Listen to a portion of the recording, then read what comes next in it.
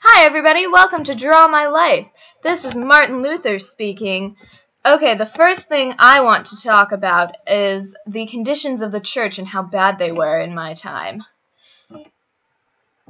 So the first issue that the church kind of had going on was they had this thing called pluralism, where basically one guy would hold multiple offices at the same time. So as you can see, priest and bishop.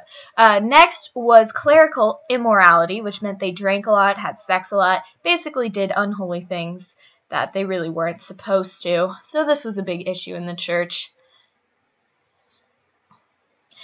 Next, we have the absenteeism issue, which is basically when somebody held an office, but they never visited this. This went hand in hand with pluralism if somebody had too many offices and stuff.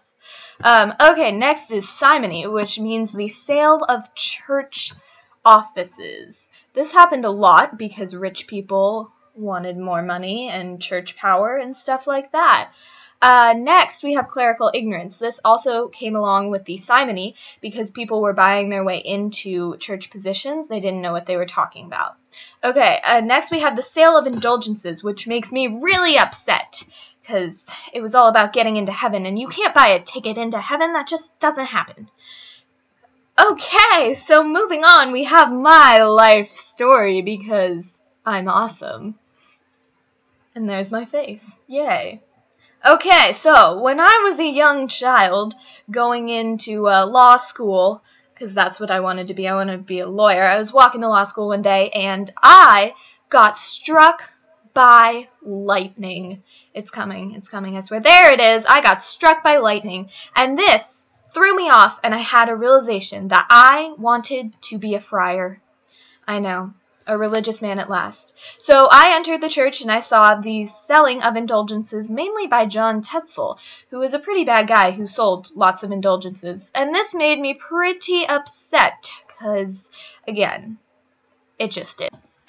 Okay, so after I saw all of these really bad things happening in the church, I got really upset and nailed my 95 theses to the church doors. And I started protesting. So next, after I nailed my 95 theses, I gathered a following of people, mainly devout Catholics who were pretty upset about the church. And I kind of started my own.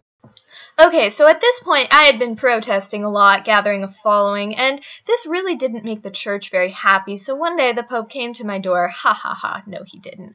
But he excommunicated me. He kicked me out of that dang Catholic church, which I was not very happy about, as you can imagine. So then the leader of the lands at the time, Charles V, came in, and he demanded a fair trial for my excommunication.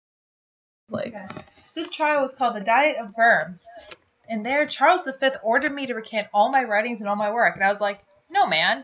So instead I was outlawed once again and ran away, only for Frederick of Saxony to protect me and hide me from those who wanted to get me. While I was in exile, I translated the Bible into the vernacular.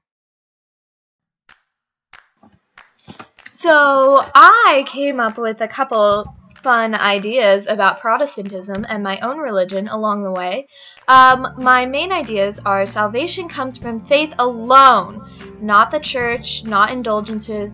My next is authority rests in God and the scriptures only.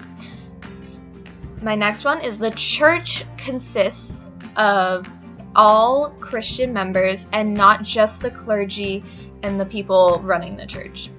All vocations are of equal merit, meaning all careers, jobs, callings, inclinations are of equal merit.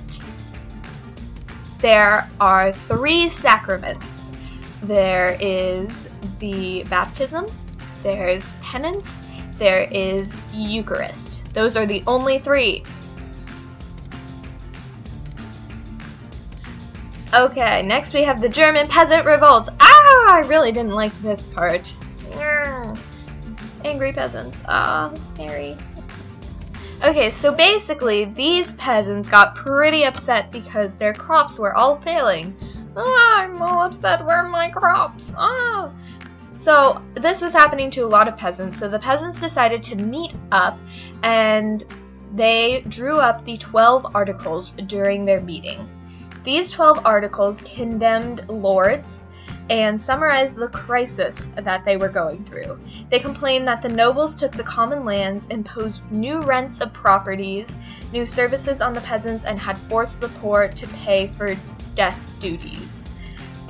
So as you can imagine, all of this made the peasants really upset, and they decided to revolt.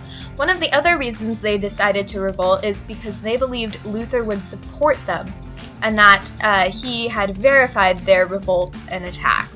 Luther, on the other hand, disagreed harshly with this and tried to put a stop to the rebellion. He actually allowed the nobility to fully crush the rebellion because he did not side with it. Okay. So the Habsburg dynasty began with the marriage of Maximilian I of the Habsburgs and Mary of Burgundy, which united the Habsburg and Burgundy families.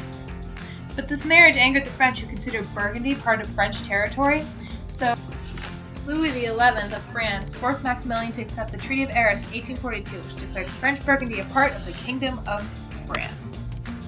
The heir to Maximilian and Mary was Philip of Burgundy, who married Joanna of Castile, who was the daughter of Ferdinand and Isabella. Philip and Joanna's son, Charles V, inherited combined territories and became the Holy Roman Emperor. From his mother, Charles got Spain, Italy, Sicily, Sardinia, as well as New World possessions, while from his father, he got Austria, southern Germany, the Low Countries, the Franche-Comté, and East Central France, and therefore ruled a ginormous empire, which, while huge, was neither holy nor Roman, nor really truly an empire.